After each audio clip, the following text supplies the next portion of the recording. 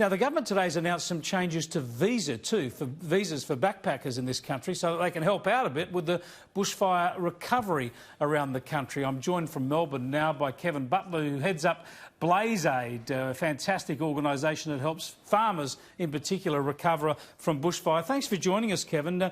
Tell us, the visa changes are going to allow backpackers to stay in one location longer if they're helping with a bushfire recovery effort. It's going to allow them to count any bushfire volunteer work towards their visa credentials to get extensions and the like. Is this going to be helpful?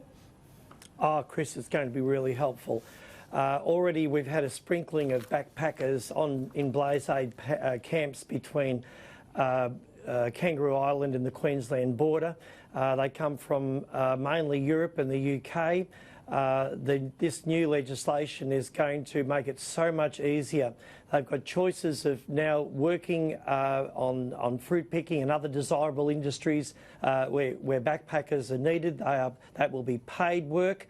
Where they cannot find the paid work on farms, they'll be able to lend a hand, pitching in, helping farmers once again rebuild those fences, many thousands of kilometres of them, on steep hilly country where us older people are finding it a bit hard to climb. Young legs, young knees and ankles, they'll be a tremendous asset to the farmers and to Blaze Aid. So we certainly welcome the legislation. It's been a while coming, but it's going to make a massive difference to farmers, and what a colossal way to give back to the farmers and the property owners after these devastating fires. It's a huge shot in the arm for Australians. Now, if Blaze Aid doesn't pay these backpackers to help with the fencing and the like, what benefit do they get out of it, and what do you do to help look after them?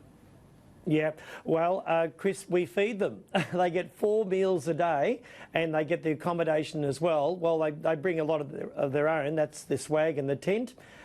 We insure them and we deploy them. We put them into teams. We take them out to farms every day, and every day it's around about 12 to 2,000 volunteers across Australia who are working in these fire areas, and up to 200 farms. So they see a lot of Australia, the way Australia is built, made, and how we produce.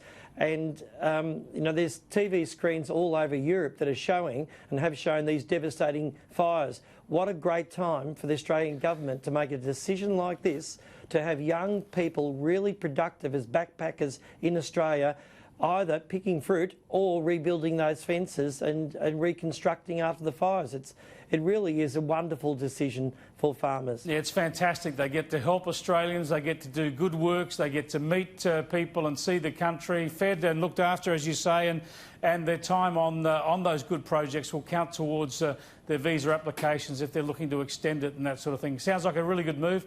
Congratulations on your work, Kevin, and thanks for joining us. Thanks, Chris. A pleasure. Kevin Butler there from Blaze Aid, a fantastic organisation.